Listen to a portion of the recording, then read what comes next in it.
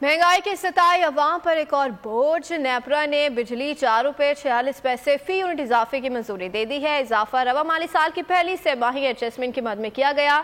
इजाफे का इतलाक फरवरी और मार्च के बिलों से लागू होगा। लाइफ लाइन और के इलेक्ट्रिक सार्फिन पर इतलाक नहीं होगा।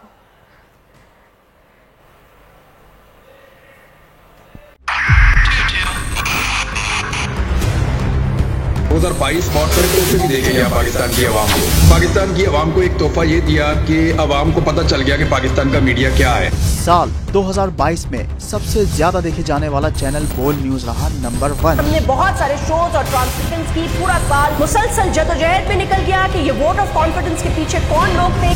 तोड़े रेटिंग के सभी रिकॉर्ड। सोशल मीडिया पर भी सबसे ज्यादा तेजी से 2.4 बिलियन व्यूज का संगे मील अबूर किया।